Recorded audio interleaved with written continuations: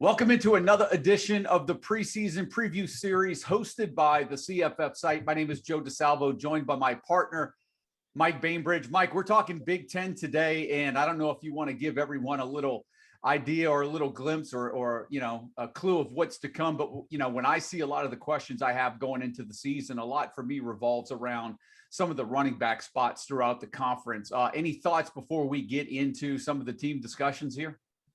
No, not really. Just a lot of teams that I want to talk about because this is my neck of the woods, America's heartland. And then, some teams as a Michigan fan that I don't necessarily want to talk about so much. So we might end up breezing through those ones. Well, let's see if we get there, and let's see if we can get all the way through without me forgetting to mention your Michigan Wolverines. Okay. If you do forget, then I'm okay with that personally. So look, let's get started right away, man. We'll start over in the, as we always do, we'll go from reverse order of finish from last year. We'll start over in the East, right? And we'll start with Illinois. We've got a change in leadership there, change in offensive philosophy a little bit. Not a drastic change, but what's your question for the Illini heading into the preseason camp? Yeah, I want to see how the distribution of carries shakes out with the running backs, because with a Brett Bielema offense, we kind of know what to expect. They're going to run the football. It's just kind of looking back over the years between Bielema and his offensive coordinator Tony Peterson. It's just been kind of a contrasting styles between the two, where Bielema wants to settle on a workhorse, but then we have examples both of a workhorse and a committee approach from Peterson, the offensive coordinator. So I'm really curious to see how the distribution of carries works out. They have a really good running back in Chase Brown, who was third team All Big Ten last year. But they do have depth as well, right? Mike Epstein is back. Arkansas/East Carolina transfer Chase Hayden joins the team. So they have capable guys in that backfield. And then I looked up a stat: in over half of 20 seasons that Tony Peterson has been offensive coordinator, in half of those seasons, he's had at least 3 running backs have 50 carries or more. So at times he will kind of distribute the carries amongst a number of guys. So I'm really curious to see how that shakes out. Yeah, and you know what? A lot goes into, first thing when you're looking at a Brett Bielema team, the first thing we want to know is who's running back one, right? Now, we know historically on his offenses, 3 guys can go for at least 50 carries, and there's still plenty enough at the top half, right? And so my question is the same as yours. Is Chase Brown really going to be that true workhorse back, or we're going to see Hayden figure in there? Are we going to see Epstein figure in there? So I'm with you too. So I do think that and look, a lot of that depends on how efficient they're going to be on offense too, right? And they can keep the chains moving. When you're talking about a run heavy scheme, it's one thing to be run heavy, but it's one thing to be efficient and keep the chains moving. And so maybe there is the possibility of 350 carry running backs. The question is will we get one of those guys to kind of get near that 175, 200 mark is really, I think, what you and I are ultimately going to be looking for. Yeah, just to real quick add on to that, during Bielema's time at Arkansas, in terms of their passing volume, they were 73rd or lower in the country in all 4 seasons. So like you just mentioned, maybe we get 3 guys that top 50 carries, but because they don't pass as much, and I think we both agree they shouldn't pass as much with Brandon Peters, that we could see 3 guys top 50 carries, but maybe Chase Brown hits that 175, 200 mark, and he is still valuable in fantasy football. Yep. Now we go from Illinois. We're talking run heavy scheme. We're going to go to Purdue, where you have what we consider the number 1 fantasy receiver in all of college football, David Bell. I know what my question is for Purdue. I'll just go ahead and start because yours may echo mine as well. But for me, it's all at quarterback, right? For me, it's trying to figure out who's going to be that QB1. Is it going to be Plummer? Is it going to be Aiden O'Connell? Does Austin Burton figure into this? Is there an outside horse in this race? I mean, for me, I think it comes down to Plummer and O'Connell. But, looking at all the drafts that you and I have participated in, you can just tell that there's no clarity there because no one's really going out on the limb and taking either guy early in drafts. And in best ball formats, you almost have to use two for one. You have to take them both at this particular point to handcuff them. So for me, I don't know if it's any different from you, but for me, it's all eyes on that quarterback spot in preseason camp. Yep, I'm with you with quarterbacks. I mean, under Jeff Brom, they've averaged 300 yards passing combined. You know, they've used multiple quarterbacks, obviously, but they've averaged over 300 yards in every season now so far. So if they can settle on one guy, whomever that may be, I think we believe it's going to be Plummer. But if they settle on Plummer for the entirety of the season, I mean, he's going to, if history is any indication, he's going to throw for average 300 yards per game, which is going to be viable in college fantasy. Just kind of some other side stories I'm looking at. Is Milton Wright going to be a viable wide receiver 2 candidate alongside David Bell? Is it somebody else, maybe a TJ Sheffield that emerges in the slot where Rondell Moore used to play? I think Jackson Anthrop is still around as a fifth-year senior. And then at running back, I think I know I don't have many, if any, shares of Xander Horvath, yet he was incredibly productive, especially in the passing game last year. I think the reason that I'm hesitant is because, one, Purdue's rushing offense was putrid last year, but also because, I mean, the transfer portal's kind of drying up a little bit right now, but they've been in the mix for running backs that have been in the portal previously. They've landed at other places, but you know, maybe Purdue lands a running back here in the next couple of weeks if you know, if they're not comfortable with Horvath or whomever's in that backfield. So just a couple side stories that I'm and for look, Horvath, you know, he was productive, right? But whenever we got news or it seemed like they have eyes towards the transfer portal, you just wonder if they actually believe in everything that they have, if their eyes are always elsewhere, right? And so, yeah, I don't have any shares of Horvath myself, but certainly an interesting watch there, especially if he sticks as running back 1, because we know he's going to certainly catch a lot of passes out of the backfield. So, Mike, go Big Red. We're going to the Cornhuskers. Lead us off. This is your team. No, look, man, for me, it comes, I mean, look, I try to stay as neutral as possible for as much as I think Adrian Martinez needs to have a bounce back year and establish himself. I think that offense is only going to go as far as he can take them.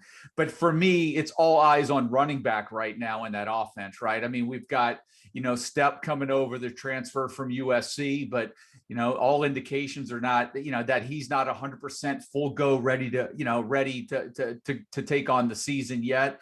You've got the youngster in Gabe Irvin there, which you and I have kind of talked about a little bit as well. So, for me, that's where my eyes are in this Nebraska offense. And will we see a true running back 1, or are we going to see some type of committee approach out there? I'm still open. I'm still not sure which way, which side the fence that ball's going to fall on. But that's what I'm going to be watching throughout preseason camp. Yeah, I'm going to side with Adrian Martinez just as what I'll be looking for in camp. I don't know. Is it possible that a 4th-year quarterback can have a breakout season as a senior? Like he hasn't put it together in his first 3 years, at Nebraska. I mean, we have a really solid baseline with him as a rusher. He's going to get 600 rushing yards and he's going to get 7 rushing touchdowns. That's just what's happened over the last 3 years. How does he improve as a passer with his decision making? I think you would agree too. He's got the receiving core this year to succeed. They have getting Omar Manning back. They got the grad transfer from Montana, who could be their wide receiver 1. So they have talent despite losing J.D. Spielman. So I mean, they lost J.D. Spielman too, remember last year, and I didn't think that was going to be that big win. I do think the loss of Wan'Dale Robinson definitely hurts a little bit more. That he is a talented playmaker. I think Kentucky's going to benefit from that. But I'm with you. I think they've got enough at receiver for him. But it comes down to his decision making, right? And it comes down to that running game, because in all honesty, that passing game is only going to be as good as the running game can be threatening.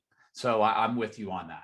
Yeah, I misspoke. Sorry. I meant Wandale Robinson. But just a quick note on Adrian Martinez, kind of a similar argument to we made with the Baylor quarterbacks, right? Where we're not really targeting them, but that early portion of the schedule, Nebraska starts out with Illinois, Fordham, and Buffalo, where he could, some confidence booster games in there. But then right after that is just brutal stretch. I think he's got 4 top 30 defenses in a row with a bye week included in there. And then closing with Ohio State, Wisconsin, Iowa. Do we really think we're going to start him at all? So I don't know. Best served as a backup quarterback on your fantasy roster that you might just end up cutting because of the schedule. Yeah, and let's be honest, a lot will be determined on those first 2 games out of the gate, right? I mean, if he looks really strong, you're willing to roll the dice a little bit more. So yeah, for sure, all eyes are going to be on his progress throughout camp and throughout those first 2 weeks of the season, which, let's be honest, there's a lot of folks that's going to have a lot of stock in Adrian Martinez early on and are going to want to take chances to ride out those matchups. Let's head on up to Minnesota, Mike, where we've got a lot of the pieces in places we feel comfortable with. Muhammad Ibrahim at running back, one of our top fantasy running backs going into the season. What are your questions for the Golden Gophers going into preseason camp here? Yeah, more from a dynasty perspective. Yep. I'm kind of looking who's the next guys up. We know it's going to be Chris Ottman-Bell as the wide receiver 1. We know it's going to be Mo Ibrahim as the running back 1. I want to know who's going to be those guys moving forward and who could potentially step up if, hopefully not, but if there's a possible injury to Ibrahim, who's going to get 25 touches a game. So, yes, I mean, he could be susceptible to that. We don't have a lot of answers. I mean, just kind of reading reports, it sounds like Trey Potts and Cam Wiley are going to be battling for that running back 2 job. So we'll see kind of how that shakes out in camp and then during the season. And then at wide receiver 2, I mean, that we've talked about this. The wide receiver 2 under PJ Fleck has always been productive. If you looking back, I think around 50 receptions per season over the last 7 years. So that guy is going to be relevant in college fantasy football. It sounds like Daniel Jackson is going to be that wide receiver 2. They brought in a lanky, talented Texas A&M transfer, Dylan Wright. Maybe that guy emerges as a guy opposite Ottman-Bell. So just kind of looking who's going to be those next men up in this year and then the years to come. Yeah, I think you took them. I mean, that's exactly where I was going. Who's going to be behind Ibrahim? And I actually had a question of making sure we keep our eyes on who's going to be that wide receiver 2 with Daniel Jackson, who you and I think currently have pegged at wide receiver 2 right now. And historically, that wide receiver 2 has been a player to watch in flex offense. And so we do have to keep an eye on that throughout preseason camp. And so we're right on the same page with those. What about up at Wisconsin now? Badgers, what are you looking there going into preseason camp? Because here we are, we talked about this with Brett Bielema, system, this is a Wisconsin system. The system really doesn't change year in and year out. We're both on the same page with Jalen Berger being that running back 1. But what's your question going into preseason camp? What are you keeping your eyes on? What's something you'd like to see get a little more clarity on? Who is Jalen Berger? I mean, we only saw him for 4 games last year. He only had 60 rushing attempts. So he did not, or I might be wrong on this, but he at least was limited in camp. I don't think he participated much at all in spring camp. So we haven't really seen any reports on how he's progressing. We see the talent. He's pretty agile. He's got good speed. He can really kind of ramp up after that first and second step. I was reading a little bit. They just want to see him. He hit a lot of singles and doubles last year, just using that kind of phrasing. They want to see him hit more home runs if he's going to reach kind of a Jonathan Taylor type, value, I guess you could say. But because of his 60 carries last year, I think only 2 topped 20 yards. And his long was 23 yards. So he really wasn't breaking any big runs last year. So in addition to just seeing more of Jalen Berger, we want to see him see if he can break it to that second and third level of opposing defense. Yeah, I'm with you a little bit. And I'll play sort of, counterpoint to that. I don't think the Wisconsin offense as a whole last year was as good as we had seen or as efficient as it had been in years past, right? The one question I have too is just, how heavy of a workload is Jalen Berger going to get? We know they have Isaac Garendo. They've got Ches Malisi that came over from Clemson, right? You possibly, I think they have a guy, Shipper might be his last name. They're talking about him as maybe some sort of project outside player that could take over that Garrett Groshek role. But, here's the point that I'll make, when we talk about Wisconsin running backs in the system, now's the time where you really kind of go out on the limb a little bit and get a player like Berger, because when that Wisconsin running back one is established, you and I both know that's an immediate round one running back, first round pick. The only time you really have a shot to get a Wisconsin running back into the second, and, even this year, I've been in some drafts where Berger's not even going to the third round, is a year like this year. This is the year where you kind of have to take a chance, but much like a lot of programs, we mentioned like this at Clemson, where ATM was there forever. Now there's uncertainty at running back, but when you know who Clemson's running back one is, now all of a sudden they're going up in the first round. And so this is the year, I think, where you can get Berger at around 2-3 value and really stack your running back, get him at a running back 2, and possibly get running back 1 value out of him. Would you agree with that? Yeah. So I was looking off camera. He's currently running back 18 in ADP and 51 overall. So that, if my math is correct, which is, my math skills are always questionable, that would pit him right around the early 5th round range where you can get him. So if you see Berger, whether it's your running back 2 or even running back 3, if you want to load up on that position, if you can get a Jalen Berger in the 4th or even early 5th round, you just have to do it because of the upside of a Yep. I agree with you. Let's go over to Iowa, Mike, the Hawkeyes. What are we looking for going in to the season here? I'll start off with this one. I feel good about Tyler Goodson having that running back 1 spot locked up. I actually think he's going to get a heavy load this year. I really do.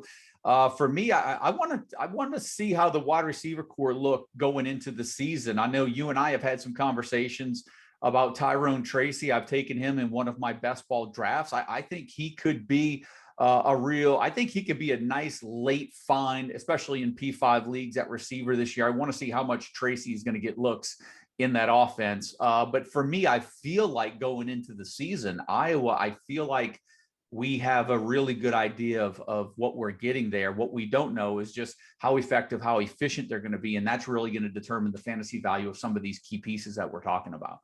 Yeah. I'm looking at, again, a dynasty perspective. I want to see who's that running back 2. I think Tyler Goodson's probably a good candidate to leave early after this year for the NFL draft, I would assume. So I want to know who's that next man up for Iowa. It sounds like Gavin Williams might have the upper leg as of now for that job. But we'll see. I don't have the depth chart in front of me. I'm not sure who they added after that, but kind of want to see who would step in for Goodson after this year. In terms of Goodson, I do kind of want to see if there's possible regression this year with his fantasy numbers, because his 17.8 carries per game last year were the highest since 2017. So Iowa is a team, while we know they like to run the ball, they do like to distribute carries to their second and third running back. They have some turnover on the offensive line, so maybe we do see some regression for Goodson this year. But then you could also counter that with, hey, we're not certain who the running back 2 is, so maybe they just give all the carries to Goodson. So I think we should focus on who that backup is and if they're doing well in fall camp. Yep, good point. What about over at Northwestern? I said at the top of the show, a lot of my questions in the Big Ten seem like the most of them revolved around running back. I think I'm pretty locked in on Cam Porter being that running back 1. I think I'm locked in on him health, as long as he stays healthy, on being 1,000-yard back. But we know they added Andrew Clare over from Bowling Green, right? So, that's the question for me. I think for me, it's Northwestern in the running game. And are they going to continue to feed the rock to Cam Porter as much as they did down the stretch last year when he kind of asserted himself as their running back 1? That's what I'm going to be kind of looking for in preseason camp. What about yourself? Same. Well, yeah. I mean, for the most part, same. Cam Porter, I think you can get him at a really good price right now, RB39 and ADP.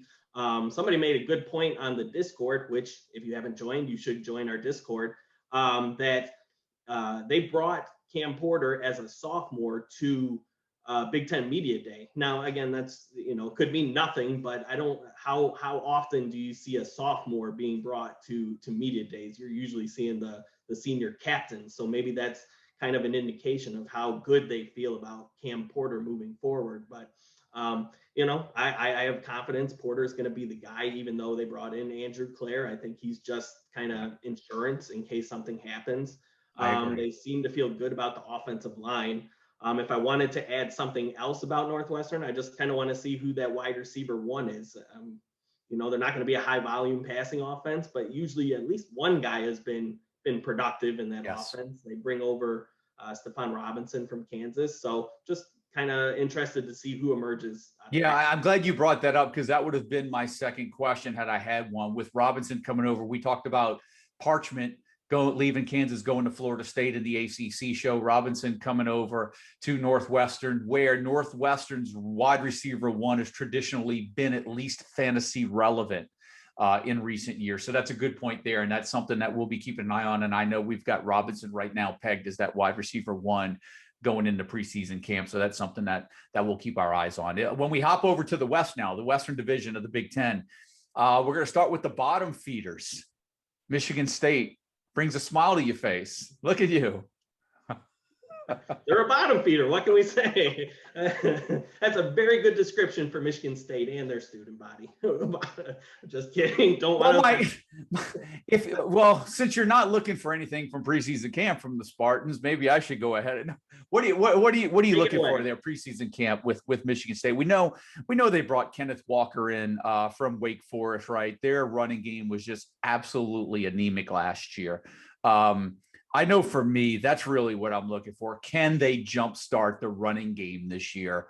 That's where my focus is going to be. And like I said, we could have our eyes on this for preseason camp, but the running backs that they had, like I would have to assume Kenneth Walker just jumps up to the top of the list. And it's like, can that running game improve going into this year? And for me, that's where it starts and ends with Michigan State's offense going into the new season. Yeah, I agree. 2.6 yards per carry last year was just atrocious, last in the Big Ten. I was reading a little bit. It seems like they have confidence in the offensive line. They bring back depth this year. I don't know how good their starters will be, but it sounds confident that they have improved depth, and health has been an issue. So, we think the offensive line is going to be better this year. But if Kenneth Walker, like we complained about it at Wake Forest, that Kenneth Walker was splitting carries the entire time, even though he was the most talented option in that backfield. Well, if you look back at Jay Johnson, the offensive coordinator for Michigan State, he splits carries for the most part as well. So I'm not sure that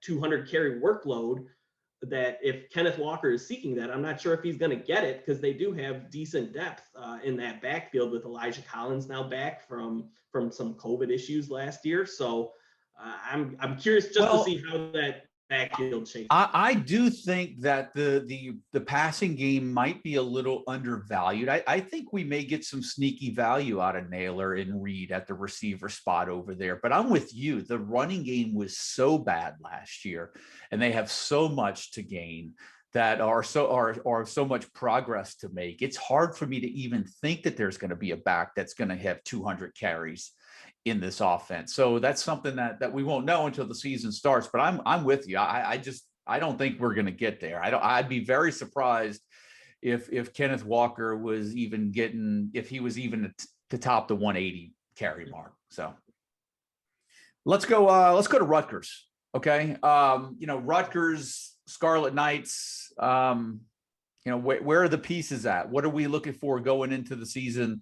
with Rutgers?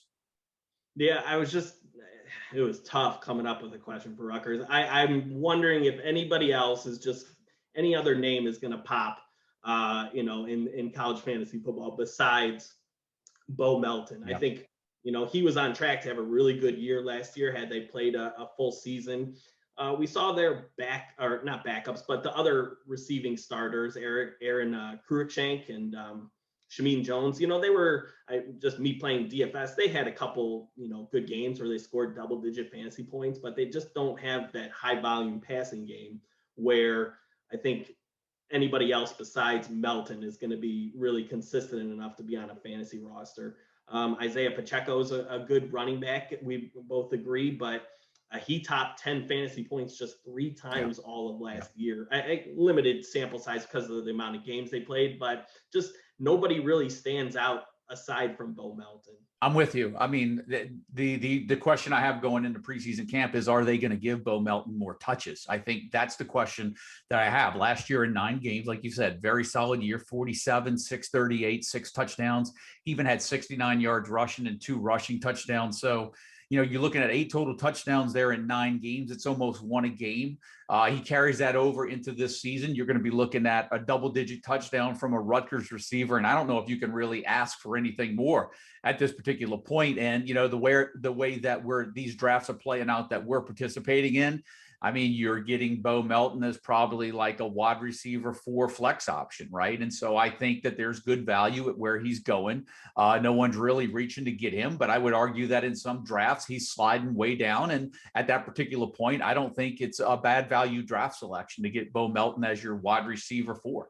Yep, absolutely. And I think those other guys, Pacheco and Shameem Jones, I think you really just look at them as capable fillers, maybe if you're in dire need for a bye week replacement, but that's about it.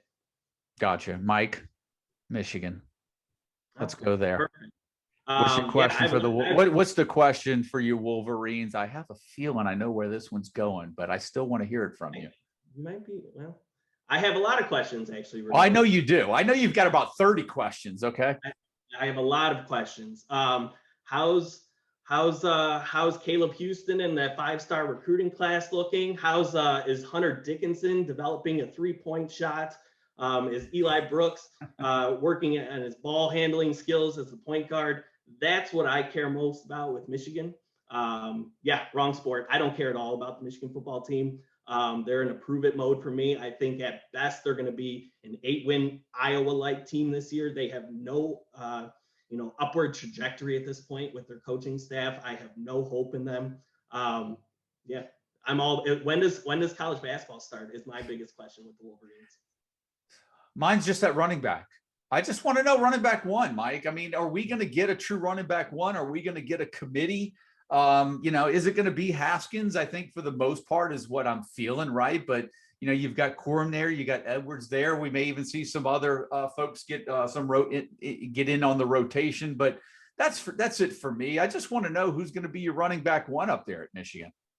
Yeah, just if I'm talking seriously about the Wolverines, I mean, Haskins is going to get the first carry of the season. Whether that remains to be the case over the length of the season, who knows? But why not take a chance on drafting Haskins? Because that early season schedule, I know they face Washington, but they also get Northern Illinois, get Western Michigan. Those both are matchups where he can score 1 and 2 rushing touchdowns, right? So I don't mind taking a late round flyer on Hassan Haskins. Yeah. I was looking at Blake Corum, who's been the hot name during the spring. He is rocked up. He's posted some Instagram videos and photos, and he's looking really good. And there's a lot of hype surrounding him. And then the freshman Donovan Edwards, he didn't look out of place in spring. So I think while they're going to use a committee and they're going to share carries, so maybe nobody's on a radar from fantasy standpoint, it's going to be a really good running game for them. If the offensive line gels, maybe somebody pops. But I think Haskins is a good late round value because he's going relatively undrafted. What's interesting is that we're going to get into Maryland next. And, I'm looking at the West from the teams that we just covered, Michigan State, Rutgers, Michigan, Maryland. And I'm thinking, man, how the players from these teams have rarely come up in our drafts. Yet the Eastern Division that we just covered, Illinois, Purdue, Nebraska, Minnesota, Wisconsin, Iowa, Northwestern. I mean, all have some great fantasy value. We're now going into the fourth team here, Maryland, over in the West, and we're still have yet to probably hit on a player that we're really super confident in. Anything for the Terrapins that you're keeping your eyes on going into this preseason camp? Yeah, unfortunately, that's indicative of how the Big Ten East plays out. It's really Ohio State, and everybody else is just fodder at that point. But with regards to Maryland, I am interested to see how the running back one shakes out, just because, we tend to think Mike Locksley, we're going to avoid that backfield because he typically uses a committee, right? Well, Jake Funk last year had 50% of the rushing volume. That's not a committee. So I'm interested to see how that plays out. They had Isaiah Jacobs and Penny Boone, who were, high 3-star, low 4-star recruits, but they haven't really shown anything to this point. They get the senior Tayon Fleet Davis back, who garnered a lot of positive quotes from Locksley, saying that he's a triple threat as a runner, a pass catcher, and as a return man. So maybe he takes over that Jake Funk role and gets the bulk of the carries. I know we haven't seen that from Locksley, but it happened last year, so it's possible. Yeah, I think for me, this one, this one's probably more of a fun prediction type team question that I have than anything else. Historically, going back a number of years, all the way to DeAndre Hopkins, Sammy Watkins days at Clemson, when Watkins was the big name, big recruit. And I was just like, nah, man, I like Hopkins more.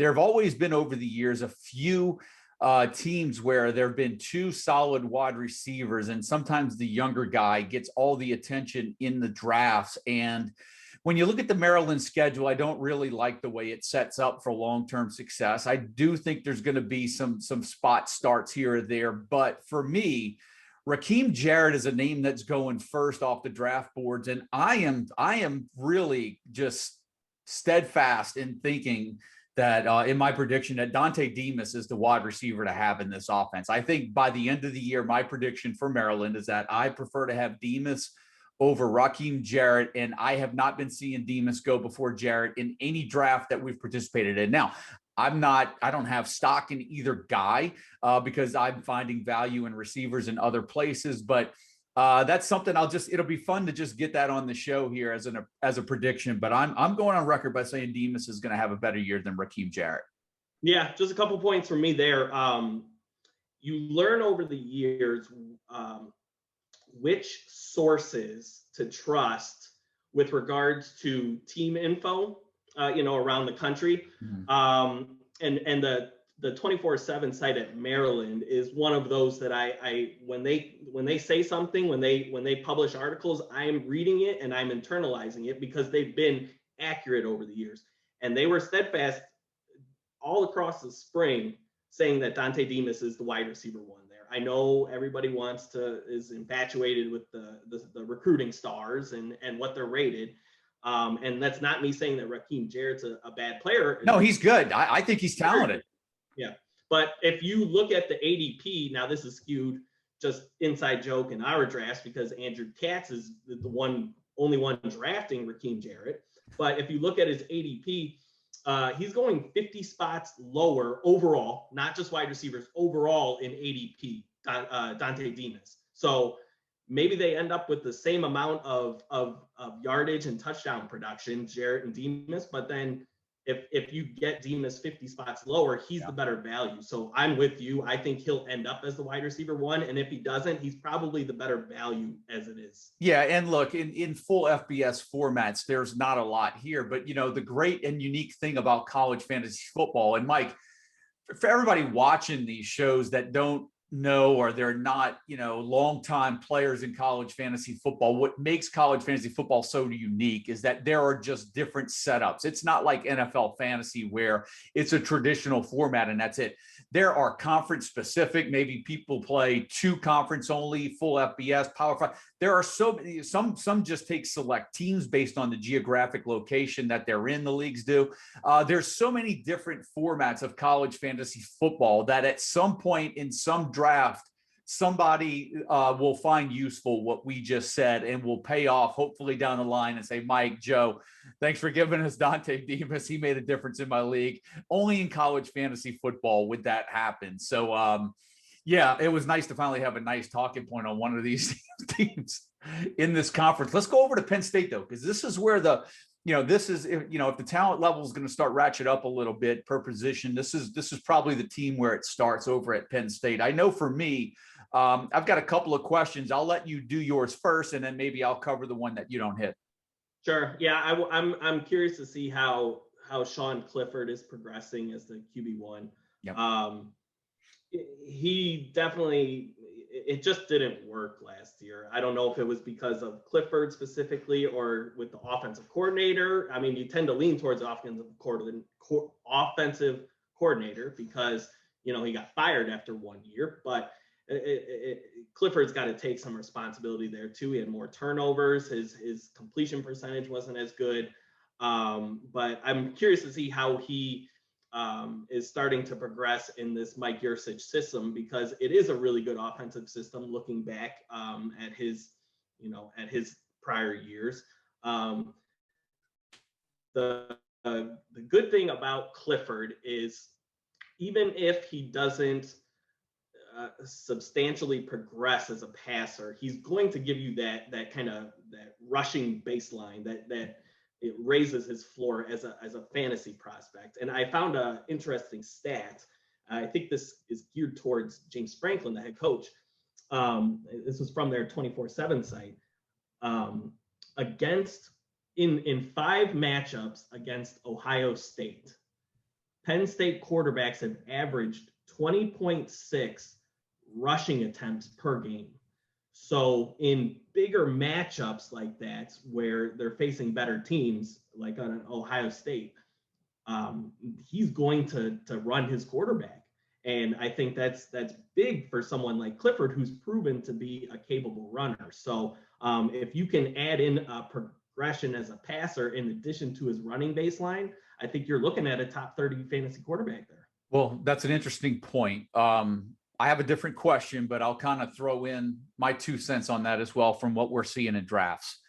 We've spoken a few times on some of the shows we've already done, even earlier in this show when we're talking about Wisconsin and system, right? And Mike Yurcich is a system. His system is one that is kind of tried and true when it comes to fantasy production. And what I could tell you is this: if you miss one of your top quarterbacks early on in your draft, the upside based on Yurcich's system for Sean Clifford right now is great value with where he's going right now in drafts. So if you miss out on one of your top quarterbacks early on, he's a guy, Mike, that we're finding that's still available there in the middle to late rounds of, well, at least in the middle rounds of the drafts, that at least have some upside potential based on the system that he plays in.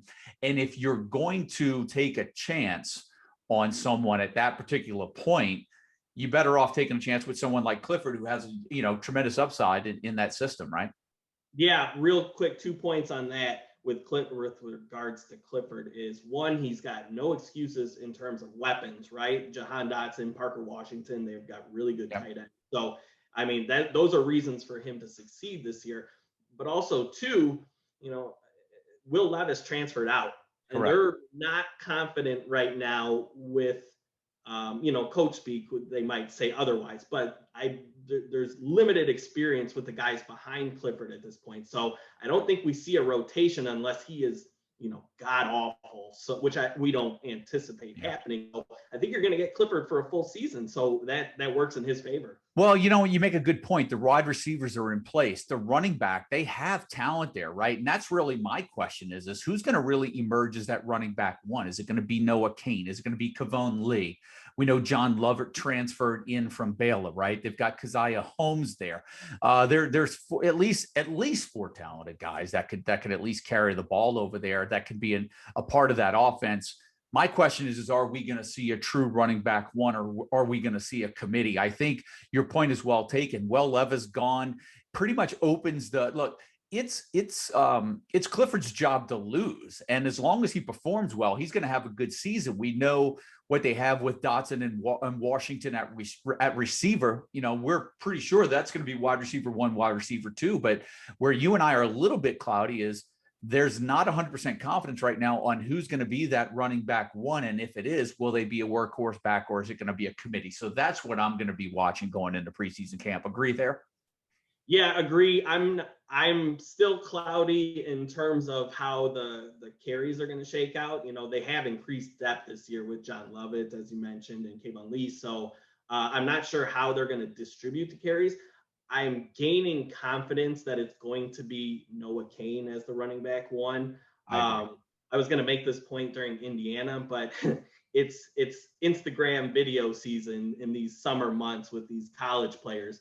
And there was a video that came out with Noah Cain. He's looking, jacked.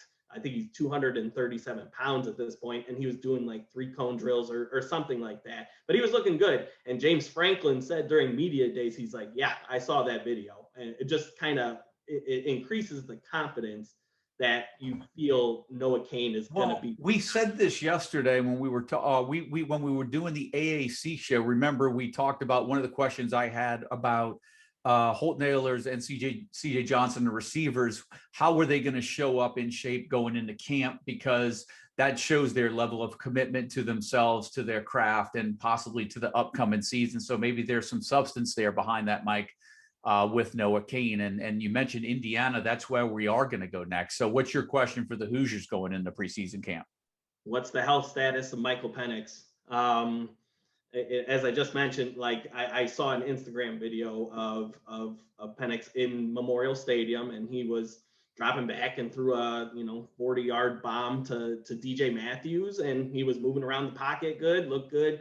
So we'll see. I mean, he's had multiple ACL injuries to this point. Can he stay healthy for a full season? We haven't seen it. So you tend to lean towards no. I mean, it could happen, but all signs point to him starting week 1. And, if he played a full season last year, he was a top 30 quarterback in college fantasy football. He was averaging 274 yards per game. And, he was at 36 passing attempts, which is what we've seen under Tom Allen for Indiana quarterbacks. So I want to see if he's going to be healthy for week 1 and if he can sustain that health for a full season. And my question's at running back. Is Stephen Carr going to come in there and just really take over that running back 1 role? We're going to see a little bit of a committee approach there. I'm rolling the dice right now and believe that Carr is more than capable to take over as that running back 1. I think he has more of the tools and the talent to be everything that they need.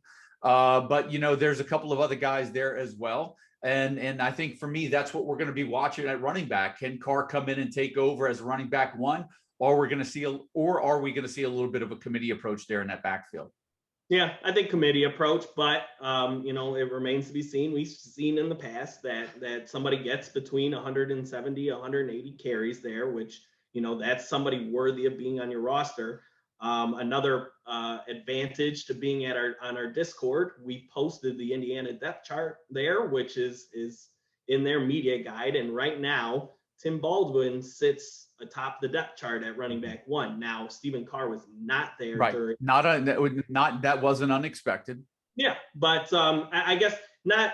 The point wasn't towards Stephen Carr. He'll have his shot, but the fact that he overtook Samson James as of now is notable because whether he's the running back 1 or running back 2, he seems to be ahead of Samson James. So if it's not Carr, it looks to be Tim Baldwin as the running back 1 there. Yeah, before we finish with the Hoosiers, I'll bring up one point, and it's not necessarily a question, but you raised this point with when we spoke about Deuce Vaughn with Kansas State in the Big 12 about how you felt that there was likely, in all likelihood, a little regression there. I agreed with you. If you guys haven't watched that, you can go check that out on the Big 12 show that we did that is posted. I feel a little bit like that with Ty Freifogel this year. the Indiana wide receiver. I feel, he averaged 19 plus yards per catch last year. He just seemed like he was on the end of a big play quite often last year. You mentioned DJ Matthews coming in. Is he more of a filler for, what Philly are? We know they've got Miles Marshall coming back, but Freifogel for me last year, he made some really big catches, averaged over 19 yards a catch. And I'm wondering if that's going to be sustainable for him this year. And I kind of feel that that's a receiver that I feel my prediction would be much like with you with Vaughn. We may see a little regression this year from a fantasy standpoint. Yeah, if not regression, we could very well see that. I felt Freifogel is one of those that I feel better with best ball formats, similar to because of his big playability. Yeah, you got the big playability. You got that 30 points, 30 fantasy points 1 week, but then you got 2 the next week. So those are guys that I like to target in best ball. But yeah, we could see some possible regression there as well. Now let's go to a team that's usually targeted in any format, best ball or redraft. We're going to end it with the Big Ten and the Ohio State Buckeyes. No shortage of talent there. A lot of discussion at receiver. Obviously, we know we've got a new quarterback coming in. A lot going on at running back. We can go a bunch of different ways here at Ohio State. And so, where do you want to start off with this one, Mike? I had no specific question. We could talk about any number of areas, I guess. Quarterback. We think CJ Stroud is going to be the guy. I still believe that to this point. You got I've seen some that follow Ohio State closer than I do that like Kyle McCord as the possible QB1 this year. And then you throw the wrench in that the highly touted,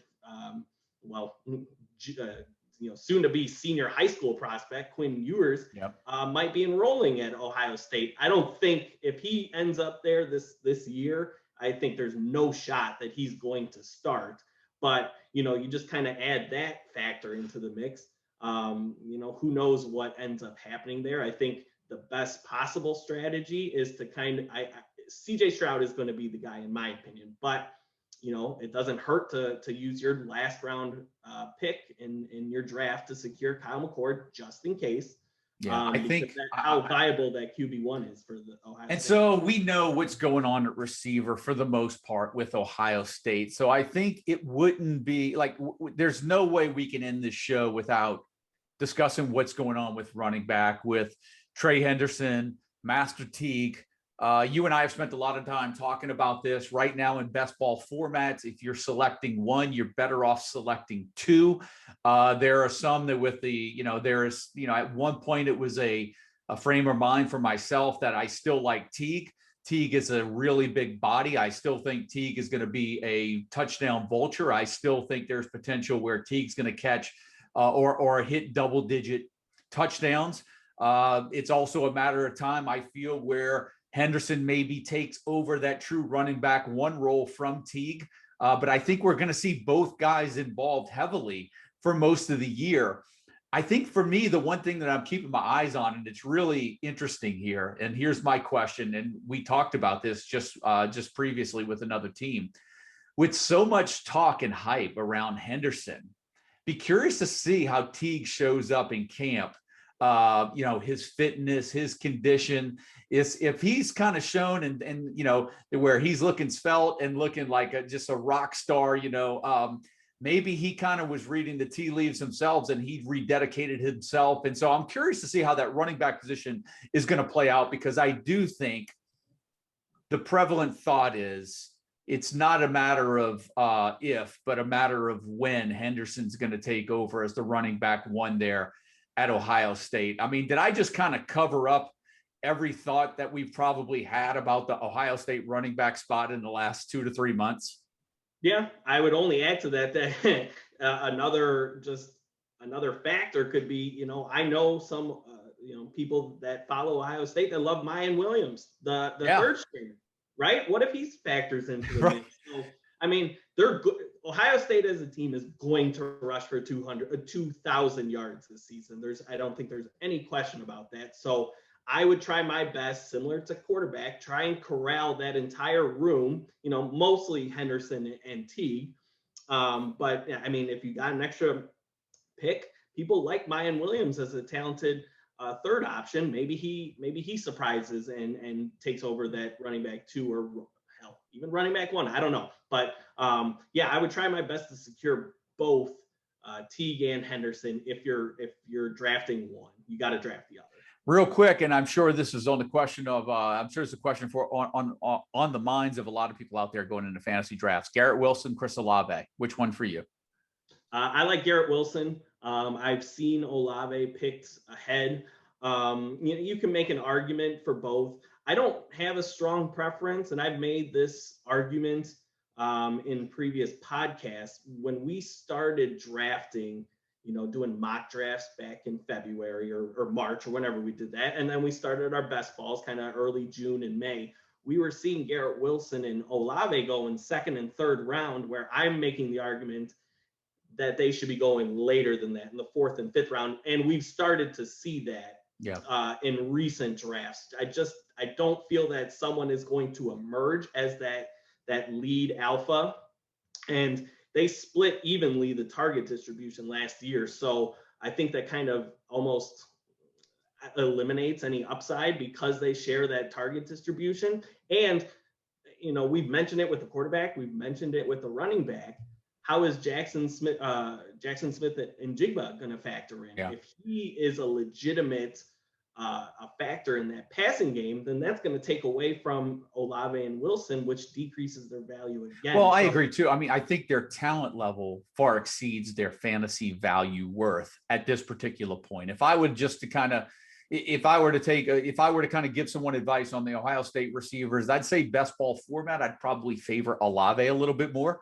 Traditional format, I'd probably give Wilson the slight bump. But I think you and I are in agreement here that neither one do we see a top 15 fantasy wide receiver. Fourth to fifth round is when you want Olave and Wilson. There you go. So look, we touched on everything Ohio State. I'm sure that was important for a lot of folks because all of those players are going to get drafted in your draft sometime or another, and they're going to be available when it gets to you. But Mike, that's going to do it for the Big Ten. Another show under our belts. We're almost feels like we're halfway home with all of these conferences now. And I think we're going to tackle the Conference USA next. Is there anything you'd like to kind of end up, put a bow on this for the Big Ten before we sign off? No, I know you have 100-degree weather down there. I can see the sweat beads dripping. So let's get out of here. Enjoy the weather. You got it, man. We'll talk soon. We'll see you guys on the next show. Thanks again for joining the CFF site. My name's Joe DeSalvo. For my partner, Mike Bainbridge. We'll see you guys on the next show. In this series of this preseason preview, we'll be doing Conference USA. Until then, see you guys.